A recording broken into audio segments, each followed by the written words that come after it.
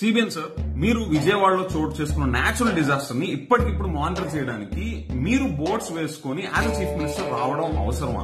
అంటే ఇక్కడ ప్రాబ్లం ఏమవుతుందంటే గవర్నమెంట్ మిషనరీ అంతా కూడా నేచురల్ డిజాస్టర్ ని మేనేజ్ చేయడంలో నుంచి పక్కకు వచ్చి chief minister of the state ని మేనేజ్ చేయడంలో వాళ్ళు ఫోకస్ పెట్టాల్సిన పరిస్థితి క్రియేట్ అవుతుంది. So why would you create such kind of necessity for them?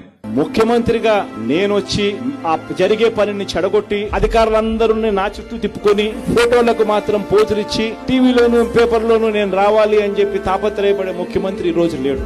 ఇంతకు ముందుటికి ఈ రోజుకి తేడా అది. ఈ రోజు మీ ముఖ్యమంత్రి ఎలా ఉన్నాడు అనంటే, మీ బిడ్డ ఎలా ఉన్నాడు అనంటే, మీ బిడ్డ ఇన్సిడెంట్ జరిగిన వెంటనే కలెక్టర్లకు ఆదేశాలు ఒకటే ఇస్తాడు. మీకు సఫిషియెంట్ టైం ఇస్తా ఉన్నా, మీకు వారం రోజులు టైం ఇస్తా ఉన్నాను.